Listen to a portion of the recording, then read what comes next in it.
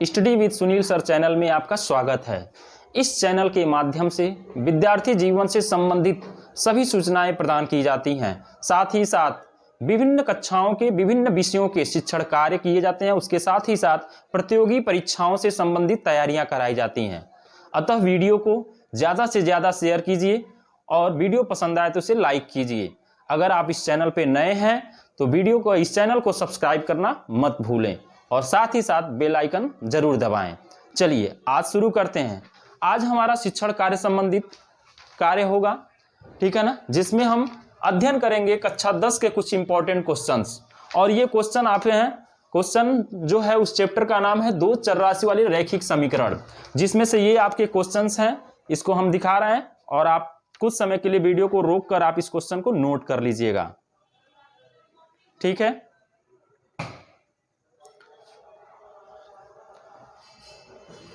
Video को रोककर आप नोट कर लीजिएगा। फिलहाल हम इसको सॉल्व करने चलते हैं।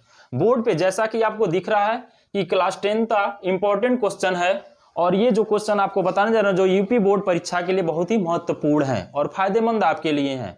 इन क्वेश्चन को बढ़िया से देखिएगा ठीक तरीके से, जिसमें से चैप्टर का नाम है दो चर राशि वाले रैखिक समीकरण, linear equation in two variable.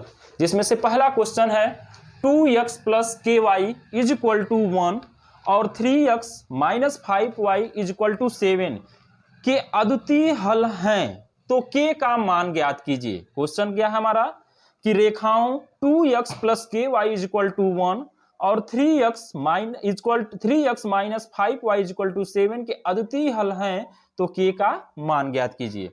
तो लिखेंगे हम क्वेश्चन को 2x + ky = 1 एवं 3x - 5y = 7। पहले इस क्वेश्चन को हम दो चर राशि वाले रैखिक समीकरण के जो व्यापक समीकरण उस फॉर्म में लिखेंगे। तो फॉर्म होता है उसका रूप होता है 2x + ky माइनस ये जो इधर है इक्वल टू के दाएं साइड और बाएं साइड की ओर आएगा, इक्वल टू हो जाएगा -1 = 0 एवं 3x - 5y - 7 = 0। मतलब क्या, समीकरण के इधर बाईं तरफ सभी वैल्यू होती है, दाईं तरफ 0 होता है, ठीक। अब इसको इन दोनों से इसको समीकरण 1 कहेंगे, इसको समीकरण 2 कहेंगे। दोनों समीकरण का कंपैरिजन तुलना करते हैं। किससे करेंगे? दो चर राशि वाले रैखिक समीकरण जो होते हैं उसके व्यापक समीकरण से करेंगे। तो लिखेंगे समीकरण 1 की तुलना व्यापक समीकरण a1x + b1y + c1 = 0 तथा समीकरण 2 की तुलना a2x + b2y + c2 = 0 से करने पर। मतलब ये जो ऊपर आपके 1 और 2 समीकरण दिख रहे हैं, इन दोनों समीकरण का कंपैरिजन करेंगे और कंपैरिजन करके हम पाएंगे क्या, a1 का मान, b1 का मान, c1 का मान और दूसरे का कंपैरिजन करेंगे तो a2 b2 c2। तो देखते हैं पहले समीकरण का कंपैरिजन इससे करेंगे तो क्या दिख रहा है आपको, x, और यहां पर भी x है, x के आगे a1 है तो इसके आगे 2 है, दोनों के साइन चिन्ह सेम है तो a1 की वैल्यू हो गई 2। क्लियर है। फिर इसी तरह यहाँ y है, यहाँ y है, इसके आगे +b1 है, इसके आगे +k है तो b1 की वैल्यू हो गई k, और यहाँ c1 है प्लस है, यहाँ c1 की जगह -1 है तो c1 की वैल्यू हो गई -1। इसी तरह a2 का मान लिखिए, समीकरण 2 का कंपैरिजन करेंगे a2x + b2y + c2 = 0 से। तो a2 की वैल्यू लिखेंगे 3 और b2 की वैल्यू लिखेंगे -5 और c2 की वैल्यू क्या होगी -7। ये वैल्यू को एक दूसरे के नीचे लिखते हैं तो हमें आसानी होती है हल करने में। अब देखिए क्वेश्चन कहा था इन दोनों समीकरण के अद्वितीय हल हैं, तो समीकरण कंडीशंस होते हैं, समीकरण के अद्वितीय हल होंगे, अद्वितीय हल होंगे जब, कब होंगे, जब a1/a2 ≠ b1/b2। ये शर्त अगर फॉलो कर रहा है तब ये इसके अद्वितीय हल होते हैं। तो अब वैल्यू पुटअप करेंगे हम a1 का, a2 का, b1 और b2 का। तो a1 का वैल्यू है 2/a2 का वैल्यू है 3 ≠ b1 का वैल्यू है k और ये हो गया -5। कैलकुलेट करेंगे तो इसका गुणा इसमें करेंगे ठीक है ना, क्योंकि के की वैल्यू हमें निकालनी है तो के का मान क्या होना चाहिए, तो के को अकेला छोड़ना होगा हमको, ठीक है ना। तो इसकी वैल्यू इधर रखेंगे तो ये हो जाएगा के इज नॉट इक्वल टू 5 2 जा 5 दूना 10 माइनस 10, क्योंकि यहां प्लस है यहां माइनस है, प्लस माइनस माइनस माइनस 10/3, मतलब के का जो आंसर आ रहा है वो -10/3 आ रहा है, लेकिन ये मान जो है नॉट इक्वल टू के है, यानी कि के का मान -10/3 नहीं होना चाहिए, ठीक है ना। और यही आपका क्या हो जाएगा, आंसर हो जाएगा, ठीक। बस यानी कि आप लिख सकते हैं यहां पे कि के का मान -10/3 के अतिरिक्त कोई भी हो सकता है, कोई भी हो सकता है। इस स्टेटमेंट को देंगे तो बेटर रहेगा, ये आपका आंसर में लिखा जा सकता है, ठीक है।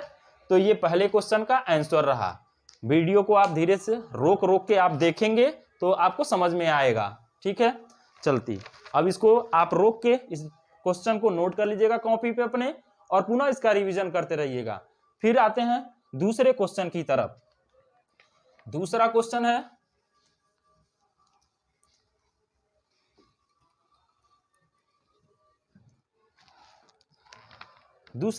उसी से रिलेटेड क्वेश्चन है, के किस मान के लिए रैखिक समीकरण x - 3y = 5, x - 3y = 5 and 5x + ky = 10 के निकाय का अद्वितीय हल होगा। सेम क्वेश्चंस हैं, सेम मेथड से हल करेंगे। एक बार और हम ट्राई करते हैं और हम प्रयास करेंगे कि इसको सीख जाएं।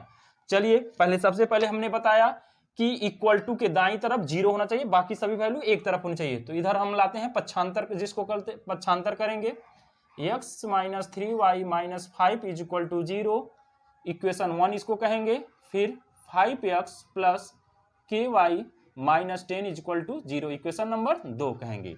अब लिखेंगे वही कंडीशन कि समीकरण 1 की तुलना x - 3y, समीकरण 1 की तुलना व्यापक समीकरण a1x + b1y + c1 = 0 तथा समीकरण 2 की तुलना a2x + b2y + c2 = 0 से करने पर। तो अब देखेंगे हम उसी तरह से आपका समीकरण 1 का ये हिस्सा, समीकरण 2 का ये है।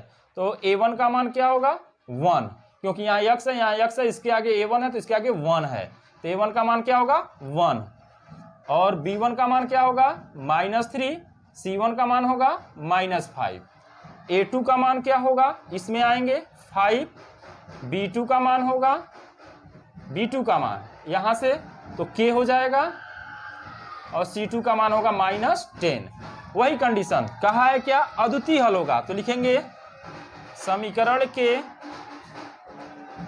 अद्वितीय हल होंगे जब a1/a2 = b1/b2। ये आपके कंडीशंस होते हैं। समीकरण के अद्वितीय हल तभी होंगे जब a1/a2 = b1/b2। वैल्यू पुटअप करेंगे तो a1 की वैल्यू है 1/a2 की वैल्यू है 5, और यहाँ = b1 की वैल्यू है -3 और इसकी वैल्यू है k। अब इसको इधर करेंगे तो k is not equal to 15 और 1 जाएगा तो 1 से कोई डिनोमिनेटर बनेगा, यानी कि हर से कोई मतलब नहीं है 1 का।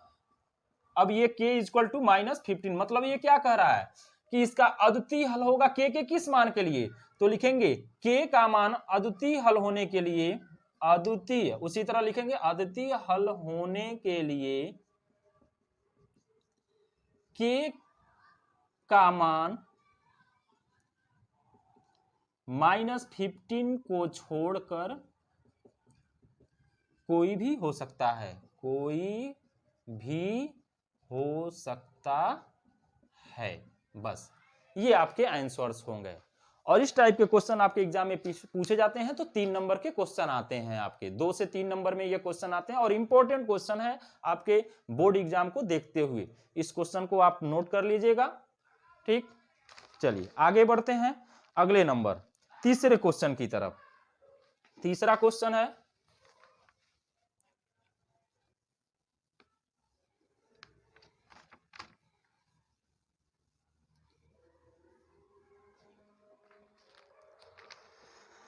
तीसरा क्वेश्चन कह रहा है समीकरण 2x minus 3y is equal to 13 तथा 7x minus 2y is equal to 20 को हल कीजिए और y is equal to mx plus 7 के लिए यम का मान ज्ञात कीजिए। तो देखिएगा एक समीकरण इसमें है 2x minus 3y is equal to 13, दूसरा है 7x minus 2y is equal to 20। इसको हल करना है और इससे हमें x और y की वैल्यू निकालना है। उसके साथ ही साथ इसके साथ ही एक समीकरण और दिया है y is equal to mx plus 7, y is equal to mx plus 7 में हम वैल्यू x और y का हल करके इससे पुट करेंगे उसमें और यम की वैल्यू निकालेंगे। तो हल करने के लिए पहले हम समीकरण को लिखते हैं। हल करने की तीन विधियां, मुख्य रूप से चार विधियां होती हैं, एक आलेखी विधि, एक विलोपन विधि, एक प्रतिस्थापन विधि और एक वज्र गुणन विधि। तो हम लोग यहाँ पर प्रतिस्थापन विधि को सीख रहे हैं।